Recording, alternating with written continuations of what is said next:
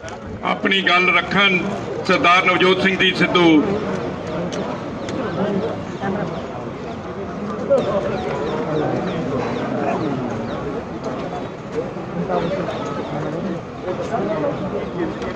मानयोग chief minister साहब,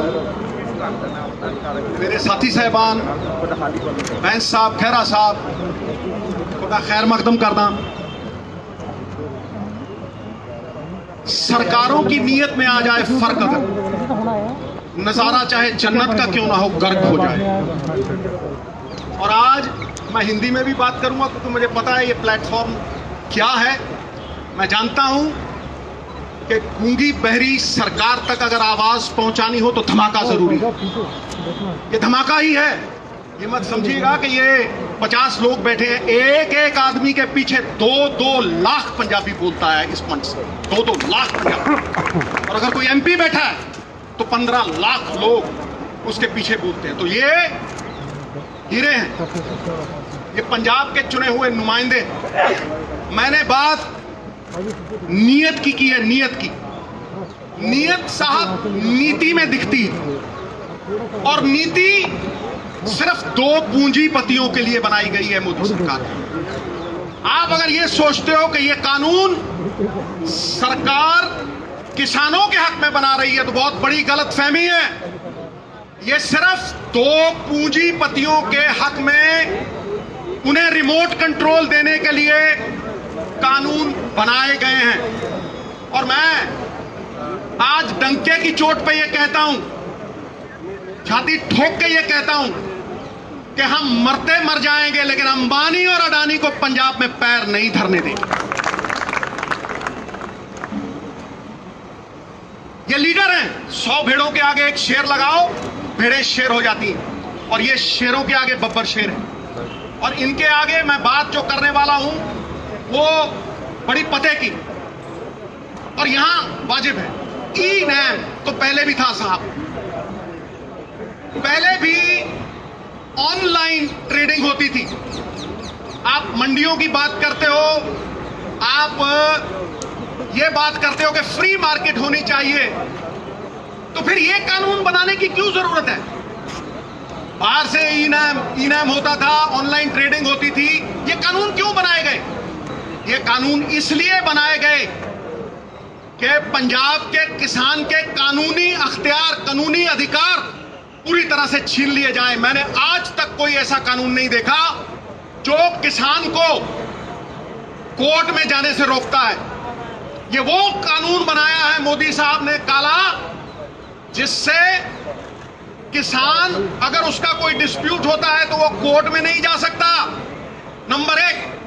number 2, वो SDM के पास जाएगा या वो डीसी के पास जाएगा, जिसका कंट्रोल सेंटर की सरकार के पास होगा। और ये चुने हुए नुमाइंदे, ये रेस जिताने वाले घोड़े दर्शनी घोड़े बना दिए जाएंगे। इन चुने हुए नुमाइंदों को नकारा कर दिया जाएगा। ये मैंने देशों में सुना था कि 1-2 कंपनियां मोनोपोली बनाती, और वो मोनोपोली बना के, जैसे ईस्ट इंडिया कंपनी राज किया करती थी, वो मोनोपोली बना के राज करती हैं। ये वही हो रहा है। ये रिमोट कंट्रोल ये गोरे अंग्रेजों के हाथ में नहीं, ये काले अंग्रेजों के हाथ में दिया जा रहा है। और ईस्ट इंडिया कंपनी की तरह ये पूरे का पूरा कंट्रोल पुतलियां बनाने के लिए अंबानी और अडानी के हाथ में देने की ये साजिश है। उसका प्रमाण है 17 लाख करोड़ रुपए के एनपीए हैं, बैंकों को लुटा दिया। 17 लाख करोड़ रुपए के एनपीए आपने सारे बैंक लुटा दिए। किसी एक पे कार्रवाई हुई? पिछले से पिछले साल 5 लाख करोड़ रुपया आपने टैक्सों का छोड़ा। इन बड़े बड़े कॉरपोरेट्स को वो जब पैसे छोड़ते हो टैक्सों के 5-5 लाख करोड़ रुपए, तो आप कहते हो इंसेंटिव, और गरीब किसान को अगर 4 पैसे देते हो तो उसको कहते हो सब्सिडी। वाह वाह। 17 लाख करोड़ के एनपीए। पूछिए मोदी सरकार से क्या जवाबदेही बनाया किसी को? 5 लाख करोड़ रुपए के रेवेन्यूज फोरगॉन बजट में आते हैं। ये तिवारी साहब बैठे हैं, एमपी साहिबान बैठे हैं, रेवेन्यूज फॉरगॉन। वो रेवेन्यूज फॉरगॉन आप छोड़ते हो, वो इंसेंटिव और किसान की जो बनी बनाई इनकम थी। किसान क्यों डरा हुआ है? किसान इसलिए डरा हुआ है कि उसकी लागत बढ़ रही है, उसके खर्चे बढ़ रहे हैं, पेस्टिसाइड के ऊपर खर्चे बढ़ रहे हैं, पेट्रोल की कीमत बढ़ रही है। लेकिन जो उसकी अश्योर्ड इनकम थी, आज मोदी सरकार वो अश्योर्ड इनकम को छीन रही है। पॉइंट नंबर 2, ये पहला था। Point number 2, this is an attack on the federal structure of India. ये हमारे संघीय ढांचे के ऊपर एक अटैक है। It impinges and impedes on the spirit of the constitution. ये कॉन्स्टिट्यूशन की स्पिरिट पे, हमारी आत्मा पे ये आघात है। हर स्टेट के अलग अलग मसले हैं, हर एक स्टेट के अलग अलग मसले हैं साहब। इसीलिए उन अलग अलग मसलों को सुलझाने के लिए वहां की सरकारों का चयन होता है। ये कहां का इंसाफ है कि एक चीफ मिनिस्टर और उसके सारे चुने हुए नुमाइंदे, ऑपोजिशन वगैरह सारी इकट्ठी, तुम एक स्टेट के चुने हुए नुमाइंदों की आवाज को दबा रहे हो और उसके 70% किसान उनकी आवाज को दबा रहे हो। It is an attack on our federal structure. Federal structure पे ये जो अटैक है, इसके बारे में मैं पूरी तरह से पुरजोर विरोध करता हूं। और प्रियम्बल में एक वर्ड आता है फ्रेटर्निटी। फ्रेटर्निटी का क्या मतलब? फ्रेटर्निटी का मतलब है कि हम आपसी भाईचारे में बंधे हुए हैं, हम पारिवारिक सांझ में बंधे हुए हैं। और वो यूनिटी इन डाइवर्सिटी, हमारी भाषाएं अलग हैं, हमारी भाषाएं अलग हैं, हमारा कल्चर अलग है, लेकिन फिर भी हम एक हैं। तो जब हम अपने स्टेट की बात बुलंद कर रहे हैं या किसी इंडिविजुअल किसान की बात बुलंद कर रहे हैं, हम किसान के साथ साथ हम संविधान के पक्ष में लड़ाई लड़ रहे हैं। हम आज संविधान के पक्ष में खड़े हैं, अपने फेडरल स्ट्रक्चर के पक्ष में खड़े हैं। एकता तो जेल की भी होती है, लेकिन साहब ये जेल की एकता नहीं है, ये आपसी भाईचारे की, हिंदुस्तान की एकता है।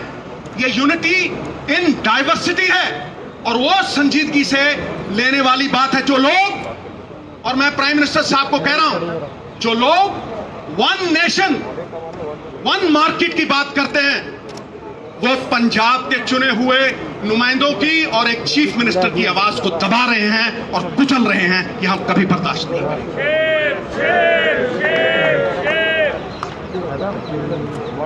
जीएसटी की तरह यह पंजाब की इनकम पे वार है। तुम हमारे ही पैसे लेते हो। जीएसटी में तुमने फाइनेंशियल कंट्रोल ले लिया और सारे पैसे स्टेट के बिहाफ पे तुमने वो इकट्ठे किए और तुम हमें ही वो पैसे देने। ये कहां का इंसाफ है भाई? चोरी और सीना चोरी, क्या ये सरकारें ये करेंगी? हमारे पैसे लेके तुम ये कहते हो कि हमसे लोन पे वापस ले लो। धिक्कार है ऐसी सरकार पे। काहे का फेडरल ढांचा, फिर काहे की आपसी भाईचारक सांझ? और तुम इकोनॉमिक ब्लॉकेड लगाते हो। I am using the word economic blockade. तुम हमारी रेलें रोकते हो, हाँ? तुम सामान नहीं पहुंचने दोगे, तुम थ्रेटन करते हो हमें। एक तो तुम हमारे किसान की, और ये किसानी is a way of life in Punjab. ये जीवन जीने का एक तरीका है, ये हमारी पगड़ी है। तुम हमारी पगड़ी को हाथ डालोगे तो वो हाथ तोड़ के डालो। हमारी पगड़ी को हाथ डालोगे, वो हमें मंजूर नहीं है। और मैं आज भी ये कहता हूं कि तुमने हमें सवेरे भी रोकने की कोशिश की। किसानी का संघर्ष जो है वो पवित्र संघर्ष है, झंडे में डंडे वाला संघर्ष है, नॉन वायलेंट संघर्ष है। तुम उस संघर्ष को बाहरी ताकतों के साथ जोड़ोगे तो तुम किसान का निरादर कर रहोगे, उसका अपमान करोगे, वो हम सहन नहीं करेंगे। अगली बात मैं कर रहा हूं, पहले आपने जीएसटी छीन लिया हमारी मंडियों से। 5,000 करोड़ रुपया, सीएम साहब बैठे हैं, बाकी लोग बैठे हैं, 5,000 करोड़, पिछले साल 4,000 करोड़, इस साल 5,000 करोड़ बाप दादाओं ने, हमारी पुश्तों ने, 4 पीढ़ियों ने मिलके वो इंफ्रास्ट्रक्चर खड़ा किया है। मैं पूछता हूं नरेंद्र मोदी जी से कि मोदी साहब, जहां आपने ये मंडियां नहीं है, जहां आपने ये पहले लागू किया, मुझे ये बताएं कि वहां का किसान, उसकी क्या हालत है। वो लेबर कर रहा है, वो लेबर कर रहा है। देखिए आप, मैं स्टेटों का नाम नहीं लेना चाहता क्योंकि वो भी सब में हमारी पगड़ी है, हम जानते हैं, लेकिन तुम हमारे किसानों को लेबर करवाओगे, इस पगड़ी को हम पैरों में नहीं लड़ने देंगे। और यह संघर्ष हमारा कहना बनेगा, मन्नू साडी दातरी असी मन्नू दे सोए, जो जो मन्नू वटदा असी धून सवल्ले होए, असी धून सवल्ले। चूने की छत के ऊपर जितने थप्पड़ मारोगे वो उतनी ही सख्त, उतनी ही तगड़ी होती जाएगी। ईंट को आग में डालोगे, सोने को आग में डालोगे, वो पक जाएगा और भी चमकेगा। मैं अगला पॉइंट जो है वो ये कह रहा हूं कि पहले आपने जीएसटी छीना, फिर आप हमारी मंडियों पे आ गए।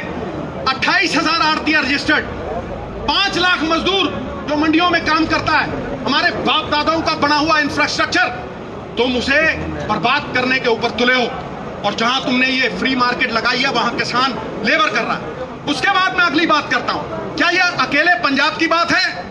क्या ये अकेले सिर्फ चीफ मिनिस्टर की बात है या इन एमएलओ की बात है? नहीं, ये हर हिंदुस्तानी की बात है, क्योंकि फूड इन्फ्लेशन आएगी, भुखमरी आएगी। मैं कह रहा हूं आज, कैसे कह रहा हूं? क्योंकि आपने इस कानून में अंबानी और अडानी साहब जैसे लोगों को होर्डिंग को लेजिटिमाइज कर दिया। आपने उसमें लिख के दिया कि आप ये अनाज अपने गोदामों में रखिए, 50 गुना और 100 गुना बेचिए, 50 गुना और 100 गुना बेचिए। भुखमरी का कारण क्या है? मैं डंके की चोट पे कहता हूं, कोई डिबेट कर ले मेरे साथ कोई। भुखमरी का कारण ये नहीं है कि अनाज नहीं है, अनाज होता है साहब, अनाज गोदामों में होता है अंबानी और अडानी साहब के, लेकिन वो गरीब की पहुंच के परे हो जाता है, इसलिए इन्फ्लेशन आती है। और इन्फ्लेशन का असर अमीरों पे नहीं होता। हम तो कहते हैं भर दे भैया, अपना टैग भर दे, कोई चक्कर नहीं, लेकिन जो गरीब 500 रुपए कमाता है, वो 500 रुपए की वैल्यू 200 रह जाती है। जो वो 500 में खरीदता था वो 2000 में खरीद नहीं पाता। तुम्हारी जीएसटी ने व्यापारी मारा, और आज ये काले कानून किसानों को मार रहे हैं, हमारी पहचान को मिटा रहे हैं। बाबा नानक ने दी थी ये हमें पहचान, मरते हुए मर जाएंगे, इस पहचान को नहीं मिटने देंगे। नाम ही खो दोगे तो किधर जाएंगे, और पहचान खो देंगे सिद्धू तो बिखर जाएंगे, नहीं बिखरने देंगे। और आखिरी पॉइंट जो मैं कहना चाहता हूं वो ये है कि आप एहसान फरामोश हो गए, आप एहसान फरामोश हो गए हो। मैं डंके की चोट पे कहता हूं। किस तरह से कहता हूं? क्या पंजाब को ग्रीन रेवोल्यूशन की जरूरत थी?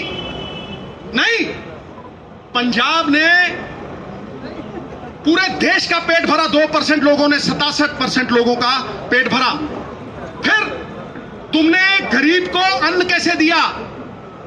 सस्ती MSP Punjab, Haryana, western UP से उठा के आपने 80 करोड़ लोगों का पेट भरा, और उसी को पीडीएस द्वारा उन्हें सप्लाई किया। पेट्रोल 6 रुपए का था 92 में, 78 का हो गया, और किसान की एमएसपी 3 गुना बढ़ी, वो 12 गुना, 17 गुना, और ये 3 गुना। कॉर्पोरेटों में जो काम करते हैं 1,000 गुना उनकी तनख्वाह बढ़ गई, और 1982 से लेके किसान की एमएसपी सिर्फ 15 गुना। ये कहां का इंसाफ है? ये किस तरह हम बयां करें? चाहे मंडी एमएसपी मॉडल हो या दूसरा, पहले केंद्र ने हमें इस्तेमाल किया और फिर यूज एंड थ्रो वाली पॉलिसी करके इन्होंने हमें फेंक दिया।